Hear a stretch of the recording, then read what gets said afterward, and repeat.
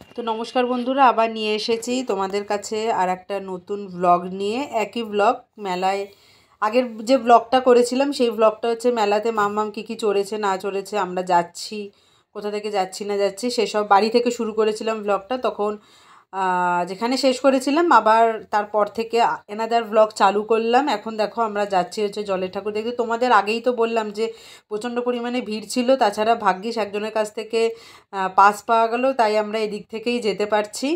আর মানে গিয়ে এবার লাইনে বলতে গেলে দেখো এরকম একটা পুকুর আছে, এই পুকুরের চারিপাশে তো ব্যারিকেড দেওয়া আছে, ব্যারিকেডের বাইরে দাঁড়িয়ে দাঁড়িয়ে আমরা দেখব। তো চলো পুরোটাই তোমাদের সাথে শেয়ার করব, খুব ভালো লাগবে দেখতে পাচ্ছ কি সুন্দর করে একদম ভিক্টোরিয়াটা করেছে। পুরোটাই তোমরা দেখবে, আর ভালো লাগলে অবশ্যই একটা লাইক কমেন্ট শেয়ার করবে। তো দেখো কত ভিড়, মানে রবিবার এসেছি তাতেই ভিড়, তাহলে বুঝতে পারছো সরস্বতী পুজোর দিন কতটা পরিমাণে ভিড় থাকবে। আর দেখো এখানে সামনেই একটা মা কালীর মন্দির আছে, সেখানেও একটুখানি ঠাকুর নমস্কার করে নিলাম, নিয়ে এরপর মানে চালু হবে ফার্স্ট। তো চলো এখানে মানে এক রাউন্ড করে করে দেখায়, আবার আমরা যখন বেরিয়ে যাব তখন আবার অন্য রাউন্ড শুরু হবে, একটা রাউন্ড করে দেখায়। তো চলো আর বেশি কথা বলছি না, তোমাদের সাথে পুরোটাই শেয়ার করছি।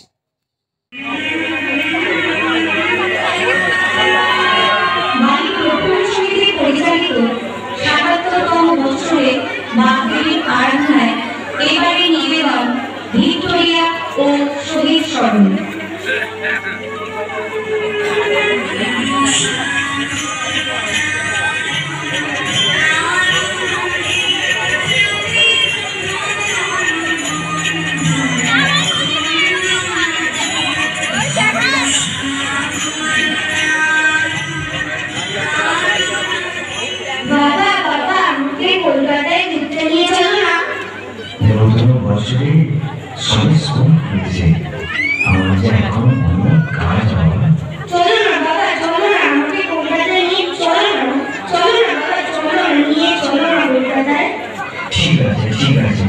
কাল সকালে আমরা সবাই কলকাতা যাব।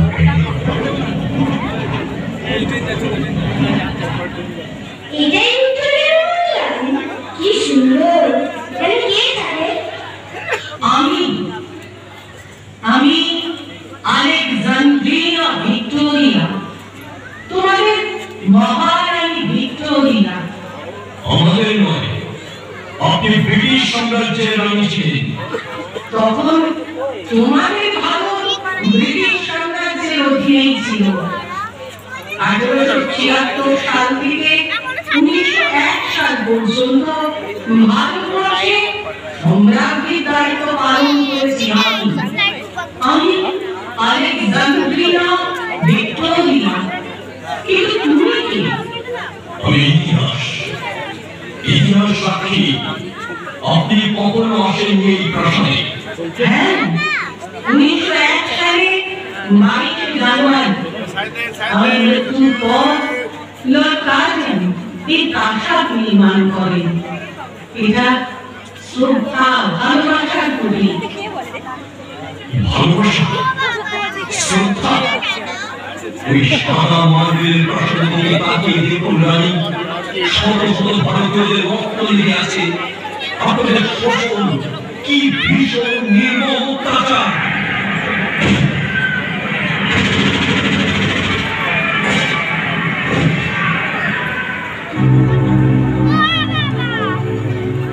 আমি লর্ড কার্জন বলছি, আমাদের প্রিয় রানী আলেকজান্দ্রিনা ভিক্টোরিয়া তৃতীয় এসে এই কলকাতায় তাজমহলের মতো একটা প্যালেস নির্মাণ করতে চায়।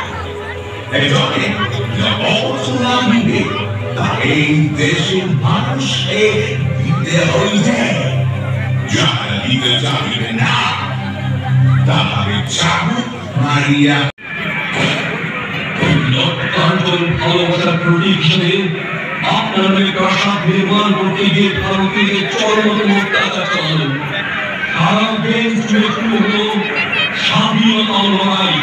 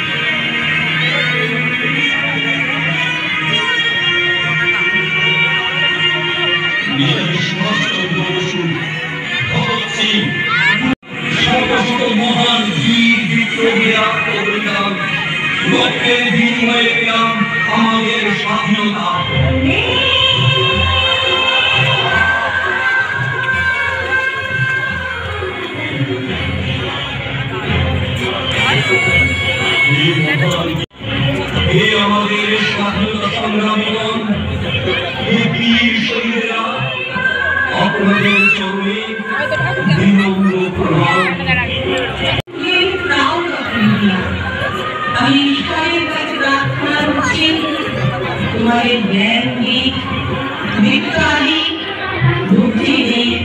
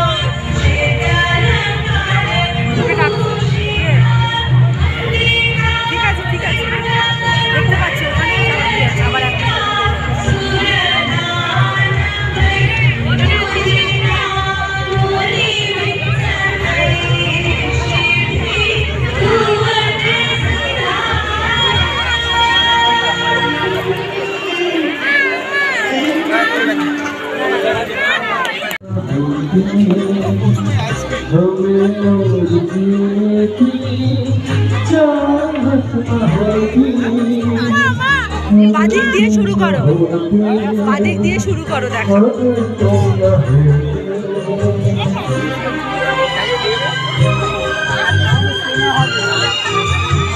মানুষকেই দেখতে পাবো।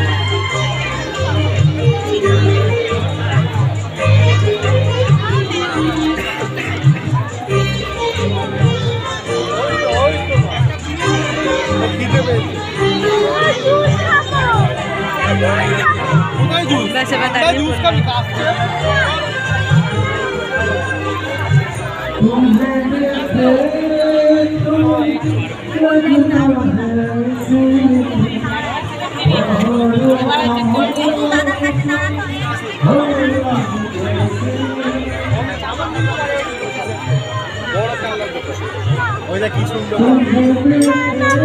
জুতোগুলো কি রে?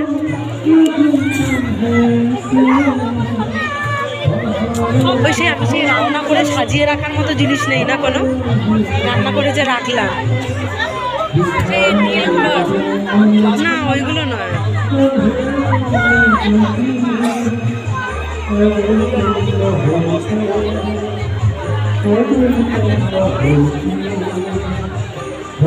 চলো দেখিনি, আমি যেগুলো যাচ্ছিলাম পাইনি।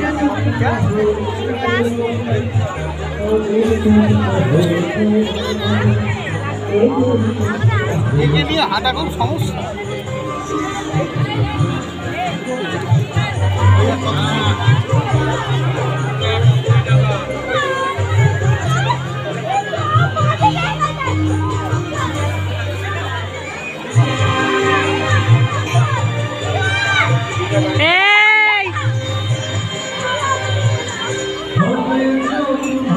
এবার একটা ঠাস করে চড় মারবো আমি, তুমি ওর হাতটা ছেড়ে দাও ব্যাস।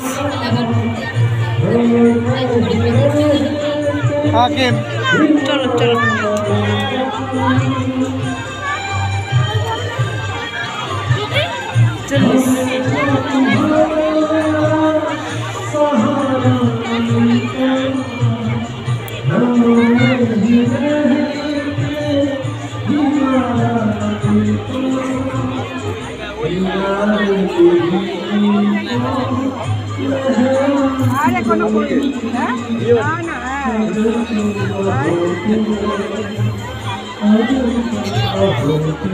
আমি এরকম বিরক্ত করি না।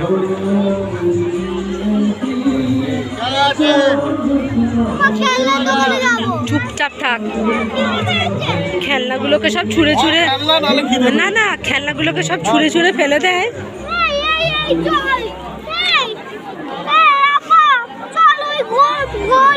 বাবা, ওটা আমার বিরাট ভয় লাগে। দেখি এখানে কি আছে। বা কিছু মারলে নাকি? কানটা ধরেছি।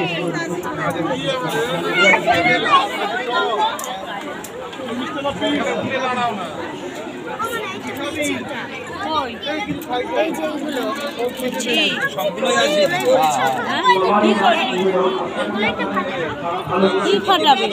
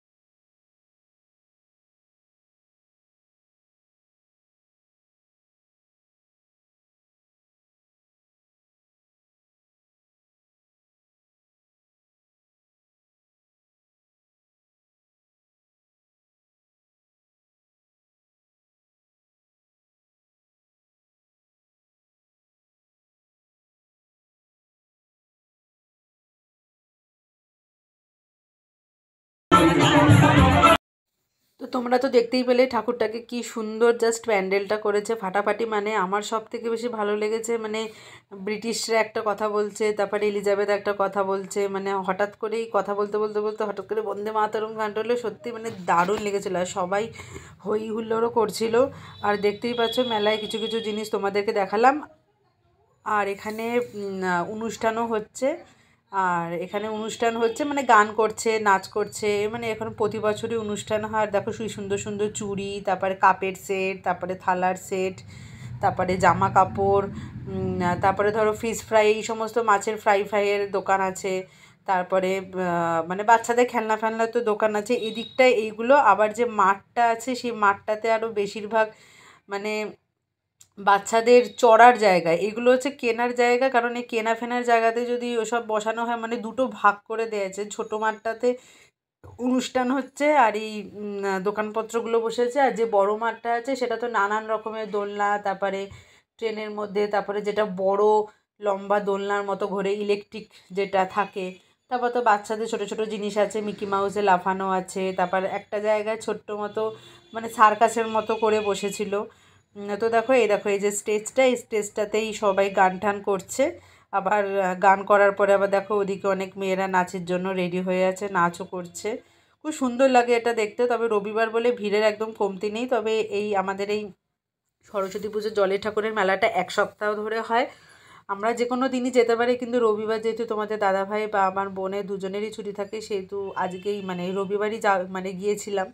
আর এখানে দেখো কি সুন্দর পাঁপড়, নানান রকমের নানান কালারের পাঁপড় দেখতে পাচ্ছ, খুব সুন্দর সুন্দর দেখতে পাঁপড়, মানে দেখতেই ভালো লাগে। মেলা মানেই হচ্ছে মিলনস্থল, সেটা তোমরা সবাই জানো। এখানে চেনা অচেনা, পরিচিত অপরিচিত সবার সাথে দেখো এই যে নাগরদোলনাটার কথা বললাম না, যেটা ওপর থেকে ঘোরে ইলেকট্রিক, সেটা। আর মাম্মাম তো পাগল করে দিচ্ছিল খেলনা কেনার জন্য, ওই দাও সেই দাও সেই দাও, বাপরে বাপ প্রচণ্ড পরিমাণে বায়না করছিল।